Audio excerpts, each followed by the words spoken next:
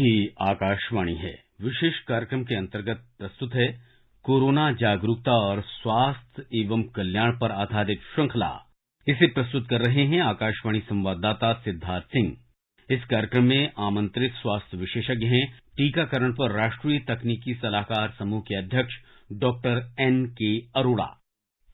नमस्कार श्रोताओं, स्वागत है आपका स्वास्थ्य श्रृंखला के एक और एपिसोड में, जिसमें हम बात करते हैं मंकी पॉक्स, कोरोना और उसकी वैक्सीन के साथ ही आपके स्वास्थ्य से जुड़े विषयों पर। कोरोना और मंकी पॉक्स जैसी वायरल बीमारियों के बारे में कहते हैं, जानकारी ही बचाव है। इसलिए आकाशवाणी पर हम आपके लिए स्वास्थ्य जागरूकता श्रृंखला का ये कार्यक्रम लेकर आते हैं। श्रोताओं, स्वास्थ्य को लेकर आपके तमाम सवालों का जवाब देने के लिए हमारे आज के इस एपिसोड में हमारे साथ जुड़ गए हैं चेयरमैन कोविड-19 working group of the national technical advisory group on immunisation doctor N.K. Arora. Doctor Arora, कार्यक्रम में आपका स्वागत और अभिनंदन करते हैं। धन्यवाद सिद्धार्थ, आमंत्रित करने के लिए। ये मेरा सौभाग्य है। डॉक्टर अरोड़ा, अपनी चर्चा की शुरुआत करते हैं। जिस तरह से देश में आजादी के 75 वर्षों का पर्व, आजादी का अमृत महोत्सव मनाया जा रहा है और सरकार ने इसे ध्यान में रखते हुए 15 जुलाई से 75 दिनों के फ्री प्रिकॉशनरी डोज की शुरुआत की है। आपसे जानना चाहेंगे कि ये क्या कैंपेन है और लोग इससे किस तरीके से जुड़ सकते हैं। हम सबको मालूम है और ये बहुत गर्व की बात है कि 16 जनवरी 2021 से जो कोविड का टीकाकरण आरंभ हुआ था जी, उसमें आज तक हम देशवासी लगभग 200 करोड़ से ज्यादा 206 या 207 करोड़ टीके लग चुके हैं। और ये टीकाकरण हम लोगों की कोविड के प्रति जो महामारी है और उसकी लड़ाई है, उसका एक मुख्य हमारा हथियार था और है।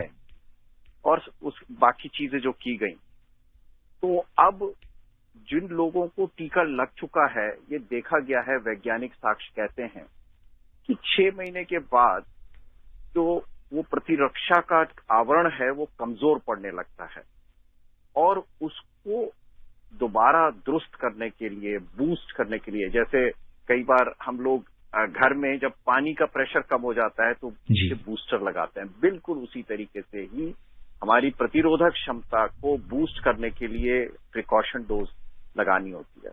अब इस समय जैसा कि हम देख रहे हैं हमारे चारों तरफ कोविड के केसेस तो हो रहे हैं, 15-20 हजार केसेस रोजाना हो जाते हैं, लेकिन सौभाग्य से जो हॉस्पिटल में गंभीर बीमारी से पीड़ित हैं या फिर मृत्यु होने की संभावना ये बहुत ही कम है। और इसका मुख्य हमारा जो उससे बचाव है वो टीकाकरण से है। लेकिन आने वाले समय में अगर कोई ऐसा वायरस आ जाता है जैसा कि पिछले साल डेल्टा आया था, तो उससे बचाव के अगर हमारे शरीर में प्रतिरोधक क्षमता कम होगी तो उससे बचाव के लिए ये प्रिकॉशन डोज अत्यंत महत्वपूर्ण है। और मैं यहाँ ये कहना चाहूंगा कि जो टीकाकरण होता है जी, प्रतिरोधक क्षमता बढ़ाई जाती है भविष्य के लिए, ये बीमा होता है भविष्य के लिए।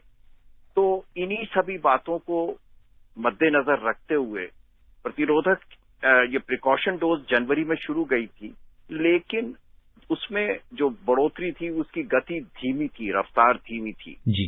लेकिन आजादी के अमृत महोत्सव को देखते हुए 15 जुलाई से 75 दिन के लिए ये टीकाकरण मुफ्त कर दिया गया। मुफ्त करने के साथ साथ एक चीज और की गई है कि अब आपके घर के नजदीक टीका उपलब्ध है, मुफ्त में उपलब्ध है और घर के नजदीक उपलब्ध है। और ये देखा गया है, जो पहले दिन में 2 या 3 लाख टीके लग रहे थे, आजकल 25 से 30 लाख लोग टीका लगवा रहे हैं प्रिकॉशन डोज का। तो मैं कुल मिलाकर के ये मैं समझाने का प्रयास कर रहा था कि क्यों जरूरी है ये एहतियातन टीका या प्रिकॉशन टीका। और प्रिकॉशन टीका जरूर जाके लगवाएं, ये आपके लिए बिल्कुल मुफ्त उपलब्ध है और ये मेरे लिए बीमा है। आने वाले 6-8 महीने में अगर कोई और बदमाश वायरस या जो गंभीर बीमारी करने वाला वायरस आता है तो उससे मेरा जरूर बचाव करेगा। कम से कम अस्पताल में दाखिल होने की संभावना या मृत्यु की संभावना लगभग नगण्य हो जाती है। जी। और डॉक्टर अरोड़ा, जिस तरीके से जो आज़ादी के अमृत महोत्सव में अगर हम देखें तो जो बहुत विभिन्न कार्यक्रम चल रहे हैं, चाहे वो जी जरा थोड़ा सा जोर से कहेंगे। मैं जी डॉक्टर अरोड़ा, अब आप मुझे सुन पा रहे हैं? हाँ जी। हाँ, तो जिस तरह से आज़ादी के अमृत महोत्सव में चाहे वो हर घर तिरंगा की हम बात करें, सब लोग अपना अपना कंट्रीब्यूशन दे रहे हैं, लेकिन यहाँ पर अगर हम खुद को बचा लेते हैं, खुद प्रिकॉशनरी डोज लगवा लेते हैं, पूरा कोविड का वैक्सीनेशन डोज कंप्लीट कर देते हैं, तो शायद इससे बड़ी देशभक्ति और इससे बड़ा कंट्रीब्यूशन नहीं होगा। ये आपने इतनी बेहतरीन बात कही, जैसा कि अभी एक हर घर तिरंगा कार्यक्रम चल रहा है हमारा जी, और जिसमें मैं देखता हूं सारे देश में हर देशवासी बहुत उत्साह से और बढ़ चढ़ के हिस्सा ले रहा है। ये जो टीकाकरण है एहतियातन डोज का, वो भी इतना ही एक, आपने बिल्कुल सही कहा, देशभक्ति के लिए। और क्योंकि जब मैं अपना बचाव करता हूं, मैं अपने परिवार का बचाव हो जाता है, उस बहाने मेरे मोहल्ले का बचाव और मेरे समाज का बचाव होता है। तो ये बहुत ही महत्वपूर्ण चीज है कि टीकाकरण अगर आपने अभी तक नहीं लगाया या भूल गए हैं या आपको लगता है जरूरी है कि नहीं है जरूरी, इसमें कोई भ्रांति नहीं रखिए, अपने मन में कोई संशय नहीं रखिए, तुरंत जाइए और मुफ्त ये टीका लगाइए और उसका लाभ उठाइए। जी। और डॉक्टर अरोड़ा, आपकी इस अपील को हमारे बहुत सारे जो लिसनर्स इस समय सुन रहे हैं हमें एफएम पर, तो उन्होंने निश्चित तौर पर इसे नोट कर लिया होगा और जल्द से जल्द वो इस अमृत काल में वो जल्दी से ये टीका लगवाएंगे।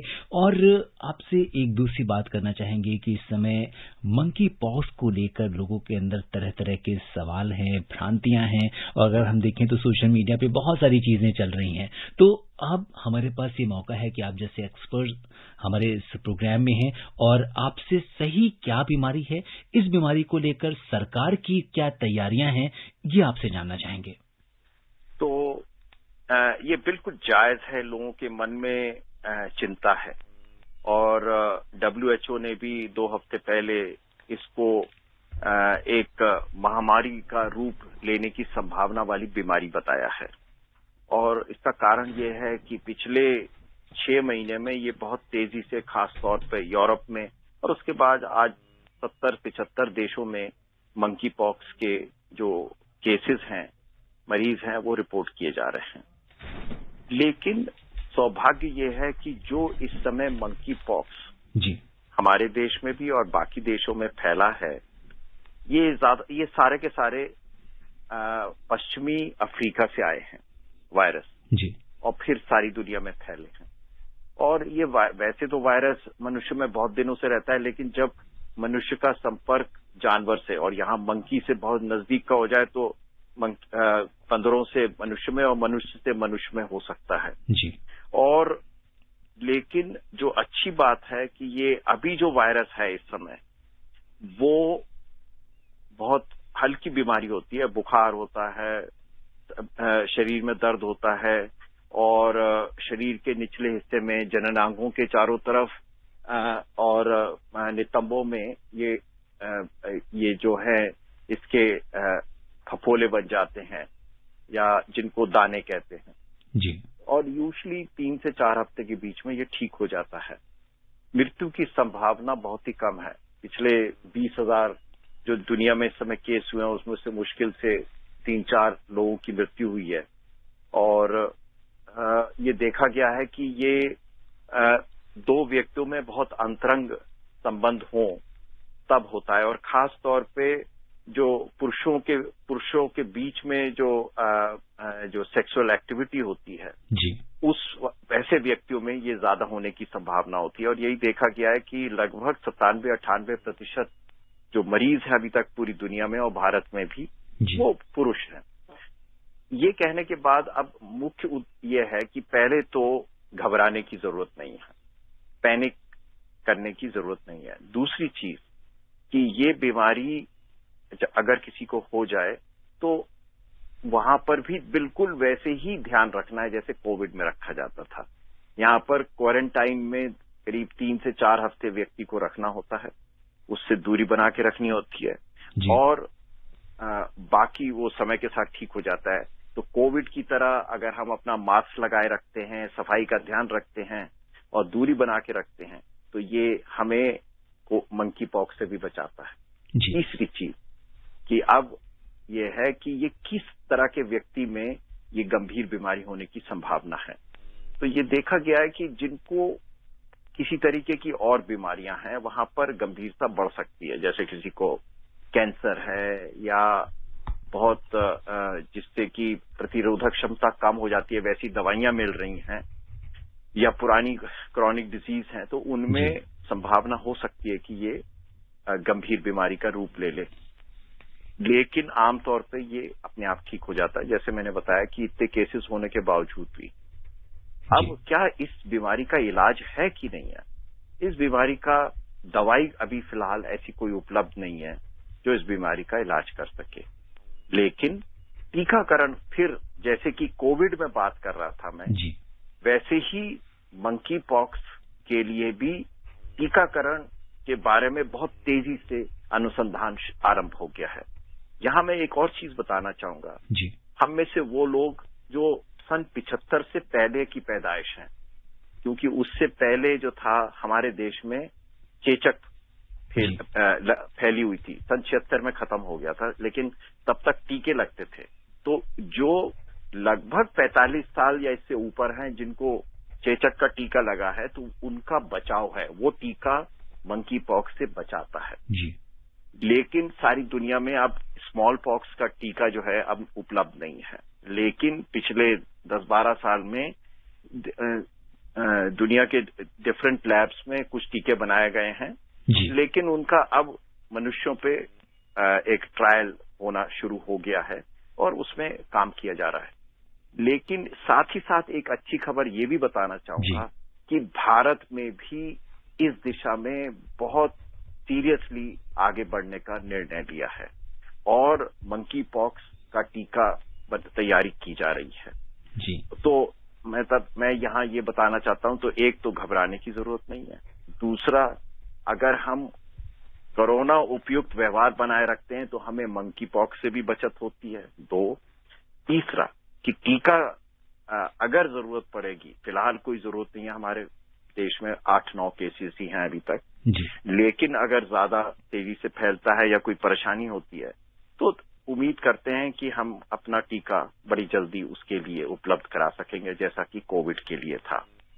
अब यहाँ पर एक चीज और बताना चाहूंगा कि मंकी पॉक्स का भी जो सर्वेलेंस है उसकी कि कहाँ तक फैल रहा है, उसके बारे में भी तेजी से काम हो रहा है। जिस तरीके से कोविड का फैलाव देखने के लिए सर्वेलेंस सिस्टम बनाया गया है, उसी के साथ कोविड मंकी पॉक्स के लिए भी बनाया जा रहा है, जिससे कि हमें पता चले कि उसकी संक्रामकता कितनी है और उसका फैलाव कितना हुआ है।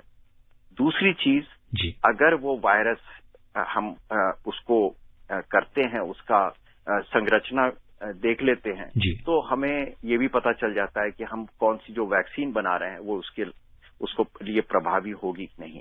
तो ये सारे काम देश ने शुरू कर दिए हैं। एक तरफ हमें इलाज की सुविधाएं बना दी हैं, यानी अगर किसी मरीज को दाखिल करना है तो वो भी उसके लिए जगह बना दी गई है। दूसरा, संक्रामकता को रोकने के लिए लोगों में जागरूकता होना बहुत जरूरी है, जैसे मैंने बताया। और तीसरा कि हम भविष्य के लिए भी तैयारी कर रहे हैं कि कहीं मंकी पॉक्स का ऐसा कोई वायरस आ जाता है जो जिसके साथ मृत्यु होने की या गंभीर बीमारी होने की संभावना ज्यादा है, तो उससे बचाव के लिए कैसे तैयारी की जाए, वो तैयारी आरंभ कर दी गई। तो डॉक्टर अरोड़ा, सरकार पूरी तरीके से मुस्तैद है, गंभीर है अपनी तैयारियों को लेकर मंकी पॉक्स की, और जिस तरीके से आपने बताया कि ये बहुत बड़ी बात है कि हमारा देश जिस तरह से कोविड की वैक्सीन में काफी अग्रणी रहा है अपने रिसर्च वर्क में, दुनिया के सामने उसने अपनी मेड इन इंडिया वैक्सीन दी है, उसी तरह से मंकी पॉक्स के क्षेत्र में भी हम लोग, हमारा जो अनुसंधान है वो हमारे वैज्ञानिक अपनी लैब्स में कर रहे हैं, और समय समय पर सरकार की ओर से मंकी पॉक्स को लेकर भी दिशा निर्देश जारी किए जा रहे हैं, डूज एंड डोंट्स की लिस्ट जारी की गई है। और आपने जिस तरह से हमारे श्रोताओं को बताया कि क्या कुछ चल रहा है, क्या सिम्टम्स हैं, किन लोगों को होता है, कैसे हम इसका बचाव कर सकते हैं, और इन सब को लेकर सरकार की किस तरह से तैयारी है, वो हमारे श्रोताओं को जानकारी मिली। और जो श्रोता हमसे अभी भी जुड़े हुए, बता दें कि स्वास्थ्य जागरूकता श्रृंखला के आज के इस विशेष कार्यक्रम में हिस्सा ले रहे हैं चेयरमैन कोविड-19 working group of the national technical advisory group on immunisation doctor N.K. Arora. आप हमारे स्टूडियो के नंबर 01123421764 पर अपने स्वास्थ्य से जुड़े सवाल पूछ सकते हैं। और इस समय हमारे आज के पहले कॉलर जुड़ गए हैं महेश शर्मा जी बड़ौद से। महेश जी नमस्कार। जी नमस्कार। मैं महेश शर्मा बड़ौद से बोल रहा हूँ जी महेश जी बताएं कैसे हैं आप? आपका प्रोग्राम बहुत ज्ञानवर्धक और जानकारी से भरपूर है और जो है हमने 3 डोज ले ली हैं जी और हम अब सुरक्षित हैं और आपकी बताई बातों का पूरा ध्यानपूर्वक पालन कर रहे हैं। और ये बताइए मंकी पॉक्स जो है बहुत जोरदार और खतरनाक बीमारी है, इससे बचाव के लिए जी बिल्कुल। जिस तरीके से अभी डॉक्टर अरोड़ा ने आपको बताया कि कैसे आपने थोड़ा देर से सुनना शुरू किया, लेकिन मैं डॉक्टर अरोड़ा को भी धन्यवाद दूंगा कि आप जैसे एक्सपर्ट जब हमारे कार्यक्रम में आते हैं तो डॉक्टर अरोड़ा हमें बहुत सारे ईमेल्स आते हैं, सोशल मीडिया पे बहुत सारे लोग ऑल इंडिया रेडियो न्यूज को लिखते हैं और ये बताते हैं कि हम इस बीमारी के बारे में ये सोचते हैं लेकिन एक्सपर्ट की जानकारी ये कहती है, तो उनको जितने भी डाउट्स हैं वो पूरे होते हैं। तो इसके लिए हम आपका विशेष रूप से आभार व्यक्त करना चाहते हैं इस कार्यक्रम के माध्यम से। धन्यवाद सिद्धार्थ जी। और महेश शर्मा जी, आपका सवाल बहुत महत्वपूर्ण है। पहली बात यह है कि मंकी पॉक्स जो है बीमारी, मेरे को लगता है आप अगर आप उम्र बताएं, मेरे को लगता है आप 55-60 साल के जी बिल्कुल शायद जी। तो मेरे को एक तो यह है कि आपको स्मॉल पॉक्स का टीका लगा हुआ होगा, चेचक का टीका लगा हुआ होगा, तो इस तरीके से उस टीके की वजह से आप में एक आपेक्षिक रूप में रिलेटिवली आप बचाव है आपके अंदर, नंबर 1। नंबर 2, ये जो मंकी पॉक्स है ये बहुत कमजोर वायरस है, ये गंभीर बीमारी नहीं करता। हाँ, 2 से 4 हफ्ते दाने होते हैं, वो परेशान करते हैं, उसमें ईचिंग होती है, कई बार मवाद भर जाता है जी, लेकिन गंभीर बीमारी नहीं है। तो इसमें एक क्या बेचैन होने के लिए और पैनिक होने की आवश्यकता नहीं है। तीसरी चीज कि जो कोरोना उपयुक्त व्यवहार है वो अगर मैं फॉलो करता हूं, यानी कि लोगों से दूरी बना के रखता हूं, खासतौर पे अगर ऐसा कोई व्यक्ति है जिसको दाने हो रहे हैं, हाथ की बार बार सफाई रखता हूं मैं और मास्क लगा के रखता हूं जिससे कि मैं कोरोना से भी बच सकता हूं और बाकी बीमारियों से भी बच सकता हूं, तो ये बचाव बना है। तो इसमें परेशान होने की जरूरत नहीं है। सावधानी सबसे महत्वपूर्ण है क्योंकि कोई इलाज और कोई नहीं है। दूसरी चीज कि अभी जो छोटे लोग हैं 45 साल से कम है, जैसे कि मैंने बताया, उनके लिए अभी टीके का निर्माण और टीके की जांच वगैरह हो रही है। उम्मीद है कि बड़ी जल्दी भारतीयों के लिए अगर जरूरत पड़ी टीका उपलब्ध रहेगा जी। और लोनी गाजियाबाद से मोहम्मद यामीन भाई रेडियो वाला हमारे साथ जुड़ गए हैं। यामीन भाई नमस्कार। सर नमस्कार जी। अरोड़ा सर को भी नमस्कार जी। हाँ नमस्कार ज्ञानंद जी। सर मैं ये जानना चाह रहा था, जैसे कि आजकल मंकी पॉक्स आ गया है, पहले कोरोना में ले हुए थे हम, तो इसमें कौन सा ज्यादा फैल रहा है फिलहाल? मंकी पॉक्स ज्यादा फैल रहा है या कोरोना ही ज्यादा चल रहा है? तो ये हाँ बहुत एक आपेक्षिक, आपने दोनों बीमारियों के बारे में एक कंपैरिजन करके पूछना चाह रहे हैं। तो कोविड बहुत अधिक संक्रामक है और बहुत तेजी से फैलता है। हमारे यहाँ अभी भी रोजाना 15 से 20 हजार कोविड के केस आते हैं। दूसरी चीज कि सौभाग्य से अब कोविड कमजोर पड़ गया है क्योंकि हम लोगों को सबको, लगभग सभी लोगों को टीका लग चुका है। उसके मुकाबले जो मंकी पॉक्स है वो बहुत कम संक्रामक है और मंकी पॉक्स बहुत अंतरंग संबंध हो, 2 पुरुषों में अंतरंग संबंध जब होते हैं तभी फैलता है, नहीं तो उसकी फैलने की संभावना, उसकी संक्रामकता बहुत कम है। तो बहुत कम है और पिछले आप देख लीजिए 1.5 महीने में कुल 9 केसेस हुए हैं और बहुत तत्परता से इन केसेस की कहना छानबीन करी जा रही है कि कोई मिस नहीं होना चाहिए जी। तो कुल मिलाकर आपके सवाल का जवाब है कि ये बहुत उसके कोविड के मुकाबले कम संक्रामक है, कम गंभीर बीमारी करता है और बचाव ही और एक जानकारी ही इससे बचाव का एकमात्र तरीका जी। और डॉक्टर अरोड़ा अब चलते हैं हिमाचल की वादियों में और पहुंचते हैं कुल्लू, जहां से इस कार्यक्रम में जुड़ गए हैं राजू सिंह जी। राजू जी नमस्कार। सर नमस्कार जी राजू जी, बहुत बहुत स्वागत है आपका कार्यक्रम में। सर मेरे 2 प्रश्न है सर। एक प्रश्न मेरा सर ये है कि सर अभी भी ये सर बूस्टर जो डोज है इसका सर अभी भी जो है रेशियो जो है काफी कम है। तो सर मेरा दूसरा प्रश्न सर ये है सर अगर नई नई बीमारियां आ रही हैं क्या सर हमारे हॉस्पिटल इसके लिए तैयार हैं? जी बिल्कुल बिल्कुल। बहुत अच्छा राजू जी, आपने दोनों सवाल बहुत महत्वपूर्ण हैं। मैंने पहले सवाल का जवाब आज के कार्यक्रम के आरंभ में ही कहा था कि इस समय अमृतकाल के दौरान जो एहतियातन डोज या प्रिकॉशन डोज का एक कार्यक्रम चल रहा है और वो आपके घर के नजदीक ही उपलब्ध है।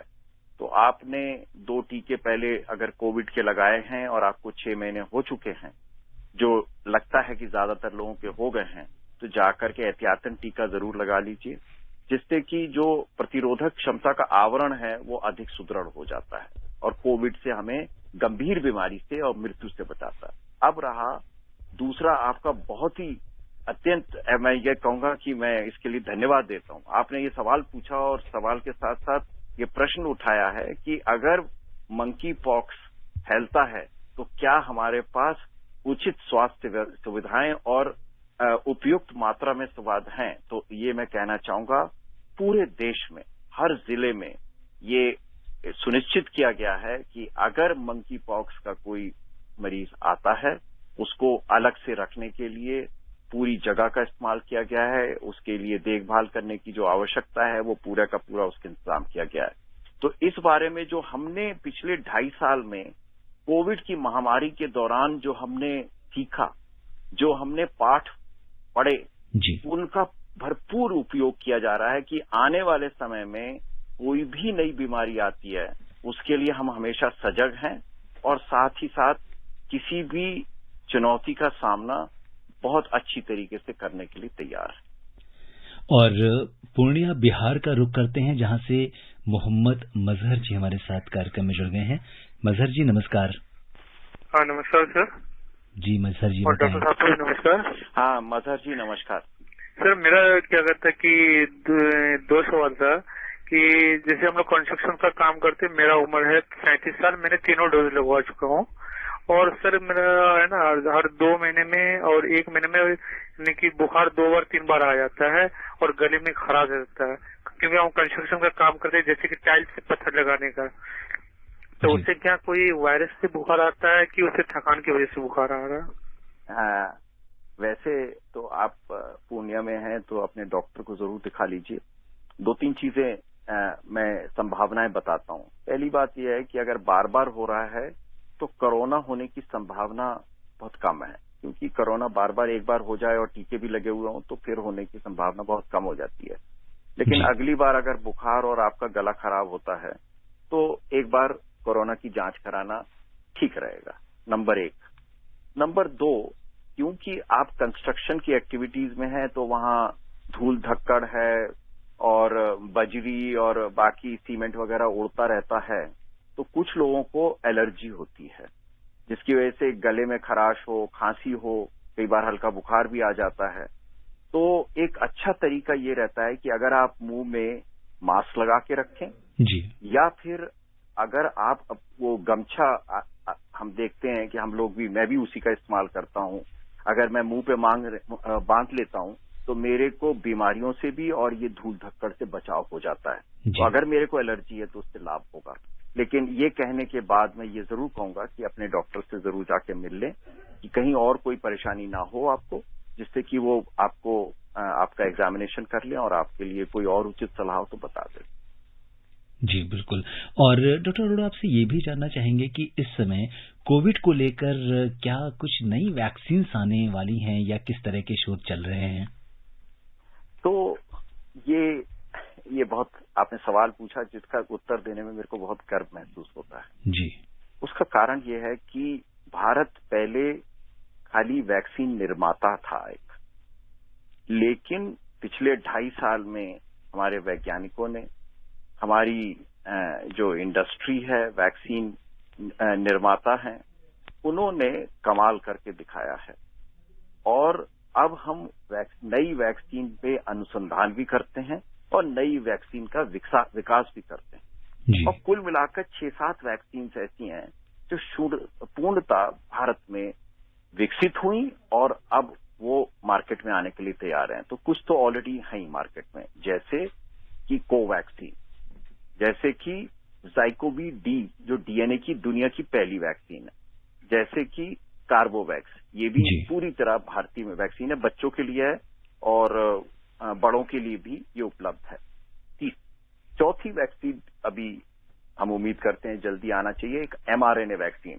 अब सब लोगों को दूर से लगता है वो फाइजर की वैक्सीन या मॉडर्ना की वैक्सीन बहुत अच्छी है, उससे बेहतर वैक्सीन हमारे पास अब एक भारतीय वैक्सीन है, वही mRNA उसी प्लेटफॉर्म पे बनाई गई और जो पूर्णतः शुद्ध भारतीय है और हम दूर दराज के एरिया में ले जा सकते हैं।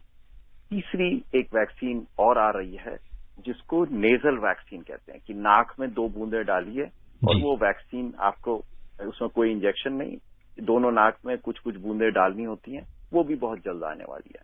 तो कुल मिलाकर के मैं ये कहना चाहूंगा कि आज हम दुनिया के अग्रणी वैक्सीन निर्माता ही नहीं है, अब हम अग्रणी वैक्सीन के अनुसंधानकर्ता और विकास करने वाला देश भी बन गए हैं। और आने वाले समय में तभी वो विश्वास जो पिछले 2.5 साल में पैदा किया गया है, उसके आधार पर कह सकते हैं कि मंकी पॉक्स या आने वाली कोई भी बीमारी आएगी तो ये देश उससे लड़ने में पूर्णतः सक्षम है और हमें बाहरी निर्भरता कम से कम जरूरत पड़ेगी।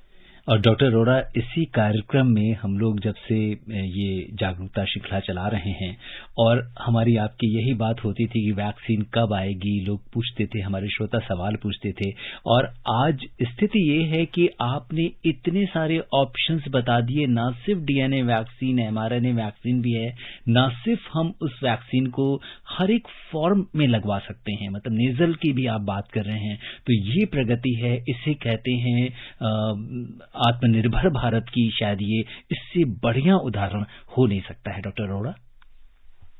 ये इससे और आजादी के अमृत काल में ये कहते हुए और भी गर्व महसूस होता है, सीना चौड़ा हो जाता है कि हमारे वैज्ञानिकों ने चुनौती को और महामारी को एक अवसर के रूप में लिया और पिछले थोड़े से समय में ये करके दिखाया। इसका मतलब प्रतिभा की कमी और संसाधनों की कोई कमी, हम उसके सामने रुकते नहीं है। प्रतिभा ऐसी है और एक बार नवाचार की भावना बनी हो, आत्मनिर्भरता की भावना हो, तो कुछ भी मुमकिन है और ये पिछले 2.5 साल में ये बहुत अच्छी तरीके से पूरी तरह से प्रदर्शित होता है।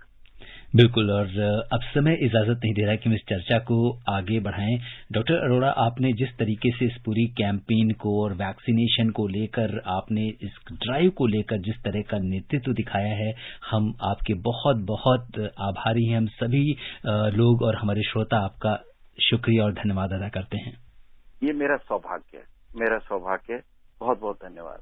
डॉक्टर अरोड़ा, आप कोविड-19 के इस विशेष कार्यक्रम से जुड़े, आपने हमसे चर्चा की और श्रोताओं के प्रश्नों का उत्तर दिया, आपका बहुत बहुत धन्यवाद और आभार। श्रोताओं, आपसे भी यही कहेंगे कि डॉक्टर अरोड़ा ने आपको स्वास्थ्य को लेकर जो भी सावधानियां बताई हैं, आप उनका पालन कीजिए। आप स्वस्थ और खुशहाल रहें, इसी कामना के साथ मुझे यानी सिद्धार्थ को भी दीजिए अनुमति। नमस्कार, शुभ रात्रि। अभी आप सुन रहे थे कोरोना जागरूकता और स्वास्थ्य एवं कल्याण पर आधारित श्रृंखला। इसे प्रस्तुत कर रहे थे आकाशवाणी संवाददाता सिद्धार्थ सिंह। इस कार्यक्रम में आमंत्रित स्वास्थ्य विशेषज्ञ थे टीकाकरण पर राष्ट्रीय तकनीकी सलाहकार समूह के अध्यक्ष डॉक्टर N.K. अरोड़ा। ये कार्यक्रम आकाशवाणी के समाचार सेवा प्रभाग द्वारा प्रस्तुत किया गया। इसे आप हमारे mobile app news on AIR और YouTube channel news on AIR official पर भी सुन सकते हैं। इस कार्यक्रम के संबंध में अपनी प्रतिक्रिया आप हमें ईमेल कर सकते हैं। पता है airnsdtalks@gmail.com। ये कार्यक्रम फिर से सुनने के लिए लॉग ऑन करें हमारी वेबसाइट newsonair.nic.in।